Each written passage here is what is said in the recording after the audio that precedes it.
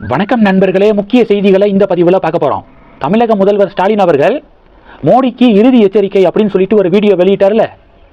Delimitation தொடர்பாக சட்டத்தை கொண்டு வர போகிறாங்க பார்லிமெண்ட்டில். தென் மாநிலங்களுக்கெல்லாம் பெரிய பாதிப்பு, வட மாநிலங்களுக்கெல்லாம் ஜாக்பாட் அடித்த மாதிரி தென் மாநிலங்கள் வஞ்சிக்கப்படுது அப்படின்னு வழக்கம் போல் அதே ஃபார்முலாவில் ஸ்டாலின் பேசியிருக்காரு. உண்மை என்ன அப்படின்னா, அந்த பில்லு இன்ட்ரடியூஸை இன்னும் செய்யப்படலை. இன்ட்ரடியூஸ் செய்யப்பட்டால் தான் என்ன சொல்லப்படுது, எவ்வளவு தொகுதிகள் அப்படிங்கிறதெல்லாம் தெரியும். அதை சொல்கிறதுக்கு முன்னாடியே 850 தொகுதிகள் மொத்தமாக, இப்போ 543 இருக்குல்ல, 850 உயர்த்த போகிறாங்க அப்படின்லாம் ஒரு தியரி பரப்பப்படுதுங்க. 850 தொகுதிகளாக மொத்தம். அதில் பார்த்தீங்கன்னா இப்போ தென் மாநிலங்களுக்கு 24% ரெப்ரசன்டேஷன் இருக்கான். மொத்தம் இருக்கக்கூடிய 543ல் தென் மாநிலங்களுக்கு 24%. அது 20% குறைக்க முடிவெடுத்திருக்காங்க. இதே வட மாநிலங்கள் எடுத்துக்கிட்டிங்கன்னா 37%, 543ல் வட மாநிலங்களுடைய ரெப்ரசன்டேஷன் 37% இருக்குது தொகுதிகள். அதை 43% உயர்த்த போகிறாங்க.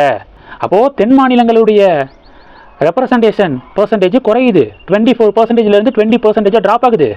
நார்த்தன் ஸ்டேட்ஸுடைய ரெப்ரசன்டேஷன் பர்சன்டேஜ் கூடுது. 37லேருந்து 43% கூடுது, கூட போகுது அப்படின்னு சொல்லிட்டு இந்திய அலையன்ஸ் சப்போர்ட்டர்ஸ் எல்லாம் இப்படி பரப்பிக்கிருக்காங்க.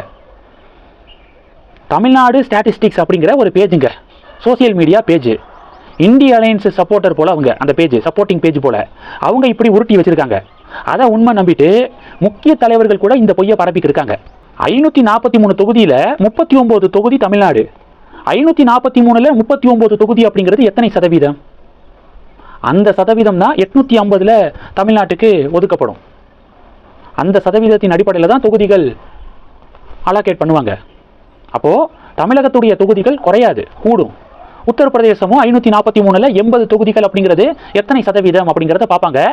அதே சதவீதத்தின் அடிப்படையில் தான் உத்தரப்பிரதேசத்துக்கும் தொகுதிகள் கூட்டப்படும். அப்போது இதுதான் விகிதாச்சார அடிப்படையில் அலோகேஷன். இப்படி தான் பண்ண போகிறாங்க. இப்போது இந்திய அலையன்ஸு இதை வச்சு ஒரு பாலிடிக்ஸ் பண்ணுறாங்க அப்படிங்கிறதான் என்னுடைய பாயிண்ட் ஆஃப் வியூ. தமிழக வெற்றி கழகம் மத்திய அரசாங்கத்துடைய பாரபட்ச நடவடிக்கை இது அப்படின்னு சொல்லிட்டு கண்டனம் தெரிவிச்சிருக்காரு விஜய். திமுக என்ன பேசுகிறாங்களோ டிட்டோ அதே தான் தாவேக்காவும் பேசுகிறாங்க.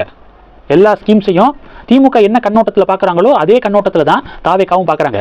பிறகு எதுக்காக தாவேக்கா அப்படின்னா நியூ பொலிட்டிக்கல் பார்ட்டி. திமுகவே அதை பண்ணிக்கிருக்காங்களே, நீங்கள் புதுசாக என்ன பண்ண போகிறீங்க அப்படிங்கிற கேள்வி இயல்பாக எழுது.